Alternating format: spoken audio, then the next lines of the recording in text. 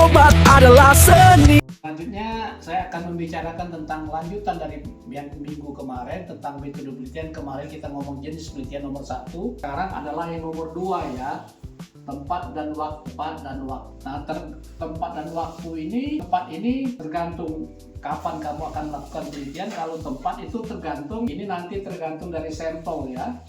Sampelnya apa? Jadi itu tergantung ya. Jadi kalau sampelnya manusia, kalau mahasiswa S1 bisa misalnya kalau dia manusia menggunakan temannya sendiri sampelnya ya tergantung sampel. Jadi bisa mahasiswa sendiri atau mahasiswi ya. Bisa nanti laboratorium di fakultas, bisa nanti puskesmas atau nanti rumah sakit ya. Jadi kalau sampelnya itu manusia gitu ya, manusia ya. Tapi kalau sampelnya itu adalah hewan, dan satu kan bisa juga sebenarnya ini kita ngomong ke laboratorium murni, penelitian laboratorium murni ya. Laboratorium murni, jadi kalau laboratorium murni itu bisa sampelnya mikroorganisme sama sel, yang kedua bisa hewan gitu ya, bisa hewan. Jadi tergantung dari mana ya laboratoriumnya ya. Jadi sampelnya manusia bisa, ini ini manusia atau hewan ya. Jadi hewan itu ada yang saya nggak bisa ngomongin untuk mikroorganisme juga hewan bukan ya. Jadi yang istilahnya selain manusia non human ini ya. Jadi bisa mikroorganisme, sel, ataupun nanti ini adalah hewan gitu ya. Hewan mulai dari hewan yang kecil sampai yang besar, dari mulai listar atau tikus gitu ya, galur listar sampai nanti ke kera gitu ya. Nah, jadi ini tempat menentukan nanti apakah tergantung sampel, apakah Anda menggunakan fasilitas di fakultas itu dalam arti mahasiswa atau mahasiswi. Kemudian di laboratorium fakultas sendiri, misalnya kalau penelitian itu misalnya menggunakan pemeriksaan labor ya, apakah darah atau segala macam. Bisa juga sampel itu kita gunakan puskesmas ya. Sekarang banyak penelitian di tempat saya, di fakultas saya yang menggunakan puskesmas ya, atau rumah sakit pendidikan ataupun rumah sakit yang lain sebagai sampel. Untuk di labor ini ya, dipakai ya, mikroorganisme, sel. Tapi kalau yang sampai patologi, anatomi, dan histologi biasanya untuk di level yang S2 atau SP1 gitu ya di sini ya. PA atau histopatologi ya. Jadi itu tentang tempat dan waktu, dan itu harus dijelaskan secara rinci di mana gitu ya. Di mana dilakukan gitu ya. Itu yang pertama ya. Baru yang kedua waktu. Nah, ini kadang-kadang mahasiswa lupa waktu itu harus disesuaikan. Ini saya hapus dulu lah ya. Jadi tempat dulu baru waktu, tempat dan waktu yang kedua waktu gitu ya. Nah, waktu ini harus disesuaikan nanti Anda dulu buat perencanaannya ya. Perencanaan untuk para mahasiswa baik yang tingkat S1, S2 atau yang selanjutnya, Anda buat dulu perencanaan yang lengkap gitu ya. Jadi yang masalah waktu itu paling penting ya. Jadi Anda buat dulu persiapan gitu ya. Persiapan itu maksudnya kamu hitung dulu berapa minggu ini ya, atau berapa kali pertemuan ya. Kamu perkirakan dulu bakal ketemu, apakah itu pembimbing 1, pembimbing 2, ini berapa lama gitu ya persiapannya ya. Kamu targetkan berapa lama, misalnya apakah 3 kali atau 4 kali, sehingga nanti terjadi proposal ya.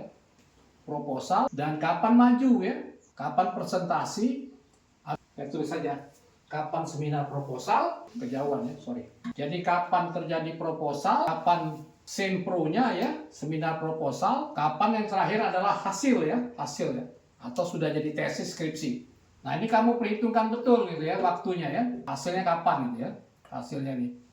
Jadi ini berapa lama, berapa kali pertemuan, apakah misalnya 6 kali, apakah sekali seminggu, jadi sudah jelas 1,5 minggu misalnya ya.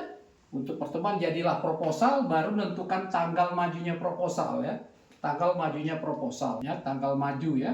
Baru seminar proposal ya, seminarnya kapan, baru nanti hasilnya. Dari sinilah kamu hitung lamanya penelitian ya. Ya, duration ya, dan durationnya berapa lama gitu ya. Nah, durationnya berapa lama, inilah yang akan menentukan yang saya selalu sebut visibilitas ya, visibilitas studi. Jadi ini tergantung dari kasus Anda gitu ya. Jadi apakah kalau dalam dunia kedokteran itu prevalensi, jadi prevalensi penyakit per bulan itu berapa banyak, sehingga Anda akan menentukan, oh kalau misalnya 100 sampel dalam sebulan misalnya 10, dalam arti Anda butuh penelitian 10 bulan gitu misalnya begitu ya. Nah, ini akan menentukan. Jadi dari awal di sini sampai akhir ini Anda tahu berapa lama akan Anda melakukan penelitian. Nah, yang paling penting nanti waktu kamu membuat proposal, yang jadwal dari sini jelas gitu ya. Dari jadwal dari sini sampai di sini jelas gitu ya. Berapa lama gitu ya. Berapa lama ya. Jadi dari persiapan itu sampai ke seminar proposal itu berapa lama? Itu harus terjawab gitu ya. Dengan pasti kalau minimal ya plus minus berapa minggu lah gitu ya. Baru nanti hasilnya berapa lama penelitiannya ya. Jadi exactly kamu tahu kira-kira apa biaya akan dikeluarkan selama proses ini. Apakah dalam persiapan ini misalnya berapa kali pertemuan, kemudian jadinya proposal, kemudian seminar proposal. Ini juga jangan lupa berapa banyak akan penguji biasanya dalam jumlah ganjil ya 3, 5, 7 biasanya. Berapa penguji ya? Itu berapa ya? Jadi semuanya kamu perkirakan ini ya. Termasuklah penguji etik nanti ya. Jadi untuk waktu ini jangan sampai nanti waktu seminar proposal ini sudah jadi, di proposal ini sudah jadi, waktu ini belum kamu robah gitu ya. Waktu ini sampai ke sini. Kadang-kadang mahasiswa menulis lama penelitian 3 bulan, tapi dia sudah waktu maju sudah hampir habis waktu penelitiannya. Ya karena dia lupa menghitung ini. Dan itu akan menjadi pertanyaan dari peneliti, penguji ya. Itu dulu yang mungkin bisa saya sampaikan. Terima kasih, mudah-mudahan jelas ya. Jadi tempat dan waktu ini harus tepat gitu ya. Di mana Anda lakukan penelitiannya ya. Jadi dari situ ketahuan ya. Sebenarnya dari sampel ketahuan apakah Anda menggunakan fasilitas di lingkungan ini. Jadi misalnya bukan fasilitas ya sebenarnya untuk sampelnya ya. Jadi kalau sampelnya manusia bisa lingkungan fakultas sendiri, saya ulangi ya, mahasiswa atau mahasiswi bisa di laboratorium fakultas Anda sendiri, bisa di puskesmas atau di rumah sakit. Tapi kalau yang non-human misalnya mikroorganisme dan hewan, bisa di laboratorium di tempat Anda atau di tempat yang lain ya. Jadi itu dulu, mudah-mudahan bertambah jelas jadi supaya bisa lebih rinci lagi membuat proposalnya. Terima kasih telah menonton, silakan subscribe, like, and share. Ciao.